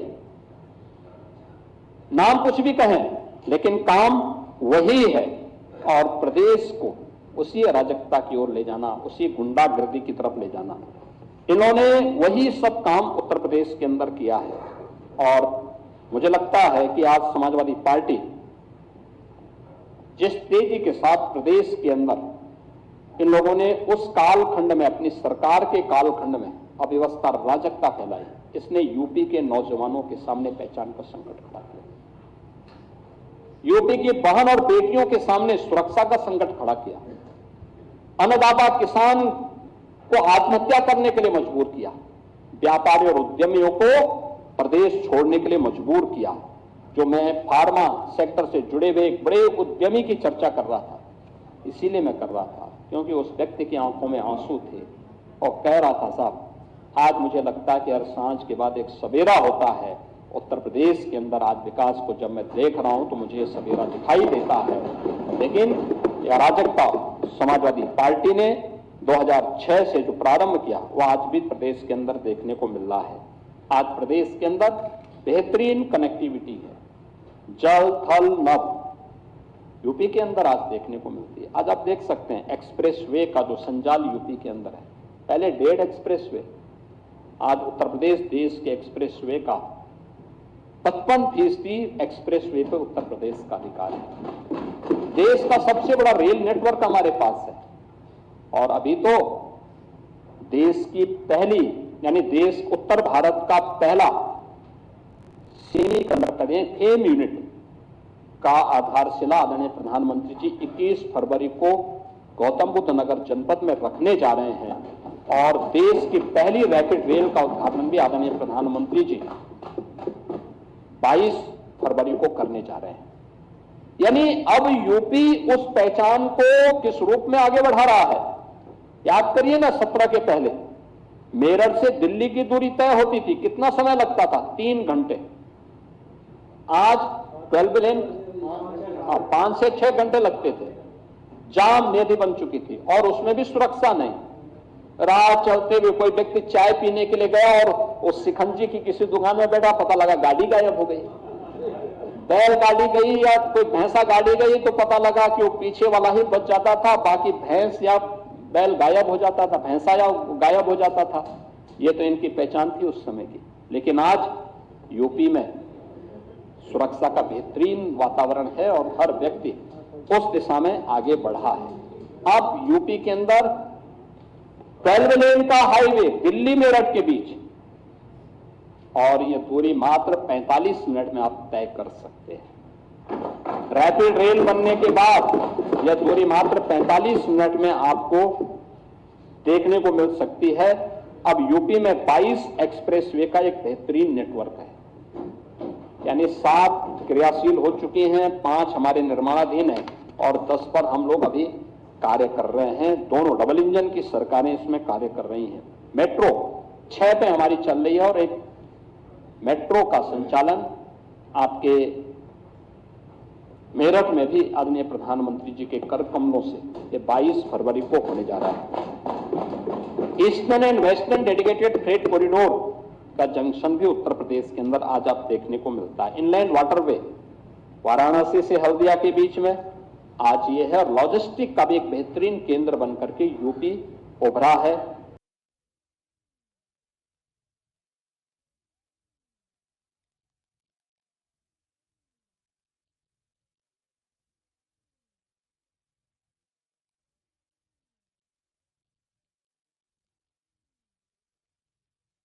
जिसमें देश का पहला मल्टी मॉडल टर्मिनल ये इसके अलावा इस दिशा में अपने कार्यक्रम को आगे बढ़ाया है।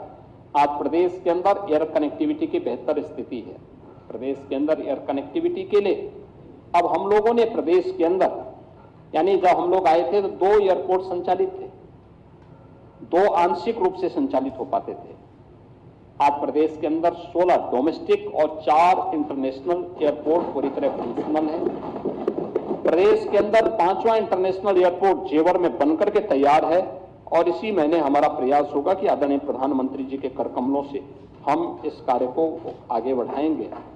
देश का पहला MRO यह भी अब प्रदेश के अंदर स्थापित होने जा रहा है और इसको लेकर के भी, जिसमें एयरक्राफ्ट मेंटेनेंस एंड रिपेयर यह कार्य अब यूपी के अंदर भी होगा, जो पहले नहीं होता था, और यह भी यूपी आज उस दिशा में आगे बढ़ा रहा है।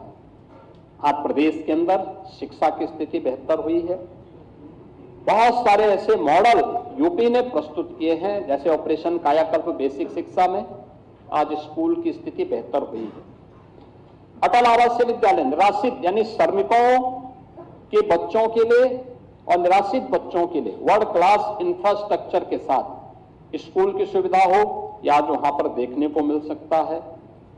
आज प्रदेश के अंदर CM कंपोजिट विद्यालय हर जनपद स्तर पर अभी 2-2 स्वीकृत किए गए हैं, लेकिन हमारा प्रयास है कि इसकी नेटवर्किंग को न्याय पंचायत स्तर तक फैला करके हम प्री प्राइमरी से लेकर के और 10-12वीं तक के बच्चों को एक कैंपस में पढ़ने की और बेहतरीन इंफ्रास्ट्रक्चर के साथ पढ़ने की सुविधा उपलब्ध हो, यह इस कार्य के साथ आगे बढ़ाने का काम हो रहा है। प्रदेश के अंदर प्रोजेक्ट अलंकार के तहत माध्यमिक शिक्षा और मैं जितने भी हमारे एडेड कॉलेजेस थे, जितने भी हमारे गवर्नमेंट कॉलेजेस थे, इनमें भी हम लोगों ने कार्य प्रारंभ किया है और इनको भी हमने पर्याप्त मात्रा में धनराशि उपलब्ध करवाई है। टाटा टेक्नोलॉजीज के साथ मिलकर के 150 ITI और अन्य कार्यों को भी हम लोगों ने मॉडर्न जो इमर्जिंग टेक्नोलॉजी है, AI, ड्रोन, रोबोटिक, इन सभी में आज प्रदेश ने कार्य प्रारंभ किया है। अब हमारे पास राजकीय क्षेत्र में भी और निजी क्षेत्र में भी लगभग 75 विश्वविद्यालय वर्तमान में राज्य के अंदर कार्य कर रहे हैं, जो उच्च शिक्षा के एक बेहतरीन केंद्र बनकर के उभरे हैं और उत्तर प्रदेश तेजी के साथ इस दिशा में कार्य कर रहा है। आज उत्तर प्रदेश के अंदर ये सभी सेक्टर हैं जिन पे प्रदेश को एक अच्छी सफलता प्राप्त हुई है। महोदय, ये तब होता है जब एक टीम वर्क प्रदेश के अंदर या देश के अंदर काम करते, तब परिणाम आते हैं। लोगों के मन में एक विश्वास होता है। हर तबके का व्यक्ति, क्या गांव हो, क्या गरीब हो, क्या युवा हो, क्या महिलाएं हो, क्या किसान हो, क्या हस्तशिल्पी हो, हर एक के मन में एक विश्वास, और वो विश्वास आज यूपी के अंदर देखने को मिल रहा है हर एक सेक्टर में।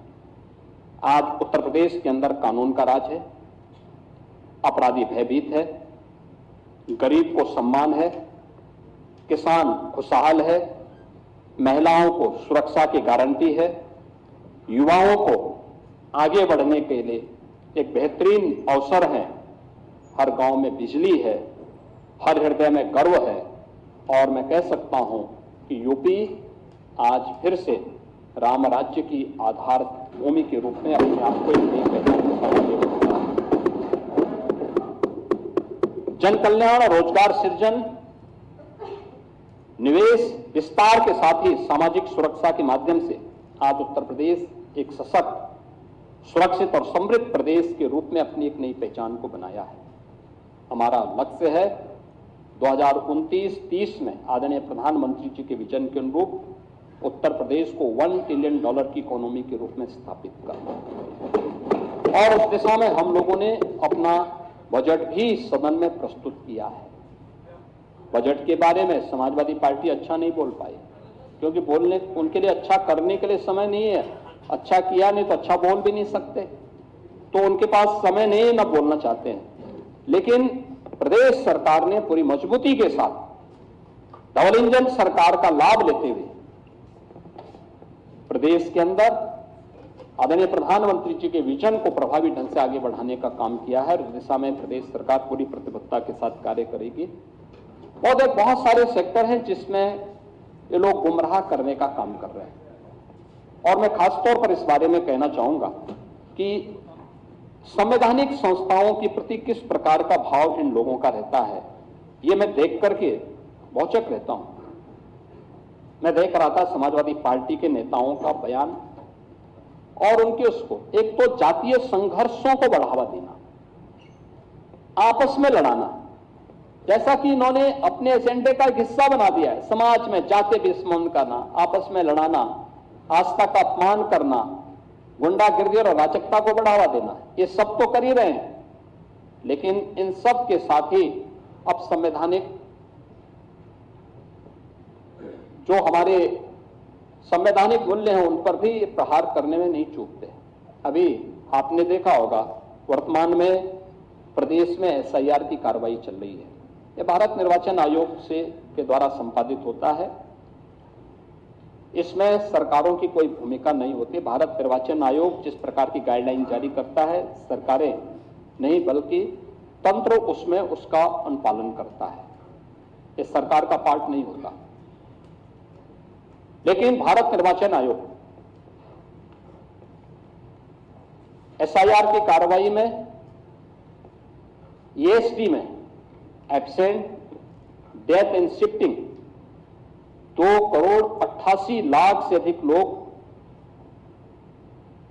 या तो अनुपस्थित पाए गए, या मृत पाए गए, या फिर शिफ्टिंग है। हमें आश्चर्य होता है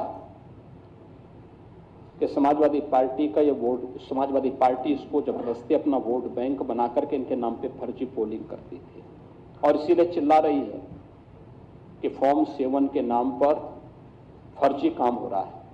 देखिए, तो व्यवस्था एक बनाई है भारत निर्वाचन आयोग ने कि फॉर्म 7 यानी 3 प्रकार के फॉर्म दिए गए। फॉर्म 6 नाम चढ़ाने का, फॉर्म 7 नाम काटने का, और फॉर्म 8 कोई संशोधन प्रस्तुत करना है तो इन सबको लेकर। फॉर्म 6 हो, आपको प्रमाण देना पड़ेगा कि मैं यहां का मतदाता हूं। कोई नया मतदाता है, फॉर्म 6 भरेगा। फॉर्म 7 किसी को नाम कटवाना हो, किसी का नाम कटवाना हो, फॉर्म 7 आप भरिए।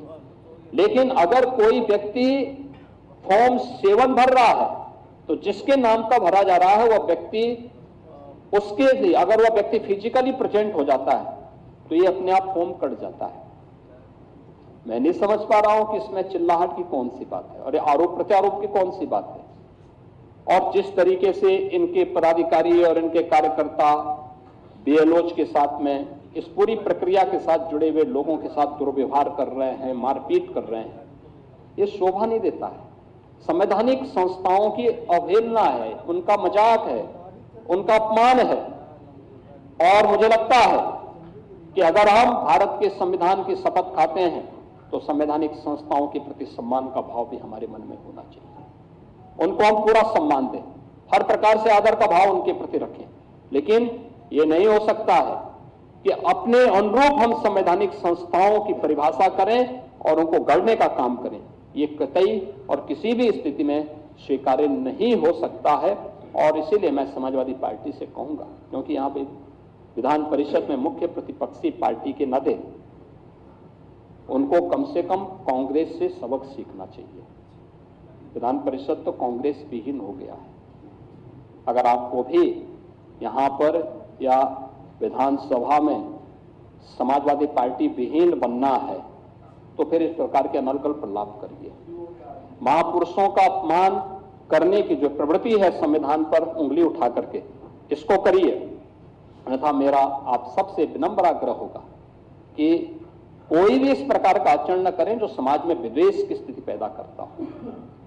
उत्तर प्रदेश की इस नई पहचान जिसके प्रति देश और दुनिया आकर्षित हो रही है, इस पहचान को संकट में मत डालिए। प्रदेश को आज अपनी इस विकास की यात्रा के साथ आगे बढ़ने के लिए एक जिम्मेदार विपक्ष के रूप में अपनी भूमिका का निर्वहन करेंगे तो मुझे लगता है कि प्रदेश की जनता इसके प्रति आपको भी सम्मानित करेगी। और मैं आप सबसे अपील करूंगा कि आज जो इस उच्च सदन में प्रदेश के 2026-27 के लिए आदरणीय हमारी राज्यपाल महोदया ने अभिभाषण के माध्यम से संवेद सदन को जो संबोधन दिया है, उसके प्रति हम सभी मिलकर के आभार व्यक्त करें, उनके प्रति धन्यवाद ज्ञापित करें कि उन्होंने आकर के संवेद सदन को संबोधित करके सरकार की योजनाओं के बारे में और सरकार की उपलब्धियों के बारे में विस्तार से अवगत कराने का प्रयास किया है। मैं इस शब्दों के साथ महामहिम राज्यपाल के प्रति आभार व्यक्त करता हूं और पूरे सदन से, उच्च सदन से अनुरोध करूंगा कि वह महामहिम राज्यपाल जी के प्रति वह भी सर्वसम्मति से धन्यवाद प्रस्ताव को पारित करते हुए इस सदन से इसे सर्वानुमति से पास करते हुए उनके प्रति धन्यवाद ज्ञापित करें। सभापति जी, आपको मैं बोलने के अवसर देने के लिए धन्यवाद देता हूं। अब प्रश्न यह है कि श्री लाल बिहारी यादव नेता विरोधी दल व समाजवादी पार्टी के अन्य सदस्य